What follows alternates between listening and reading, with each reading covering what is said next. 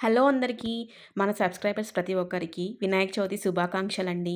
నేనైతే పొద్దున్నే లేసి ఇల్లంతా క్లీన్ చేసుకున్న తర్వాత, స్నానాలు చేసిన తర్వాత ఫస్ట్ కిచెన్‌లోకనే వెళ్ళాననమాట. కిచెన్‌లోకి వెళ్ళిన తర్వాత ఆ వినాయకుడికి ఇష్టమైన ప్రసాదాలన్నీ చేసి ఇంక పళ్ళెం మీదకి ఇంక వైట్ రైస్, సాంబారు, అలానే బెండకాయ తాలింపు, నెక్స్ట్ వచ్చేసి అరటికాయ తాలింపు, పాయసము, కుడుములు, వడలు ఇవన్నీ ప్రిపేర్ చేసేసానండి. ప్రిపేర్ చేసిన తర్వాత ఆ గణపతికైతే పళ్ళెం వేసుకున్నాము. పళ్ళెం వేసుకొని ఇంకా మా వారొచ్చేసి కొబ్బరికాయ అయితే కొడుతున్నారు. కొబ్బరికాయ కొట్టిన తర్వాత హారతయితే ఇస్తున్నామండి. మా బాబు కూడా నాతో పాటు ఎర్లీగానే లేచాడు కానీ, ఏమి ఏడిపించలేదండి. చాలా హెల్ప్ చేశాడనమాట కొంచెం కొంచెము.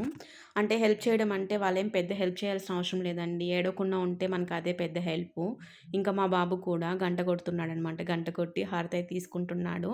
ఇంక మా వారు చెప్తున్నాడు వెనకాలయితే, "దండం పెట్టుకో నాన్న, దండం పెట్టుకో" అనేసి. ఇంకా మా బాబు అయితే గణపతికి బాగా మొక్కేశాడు.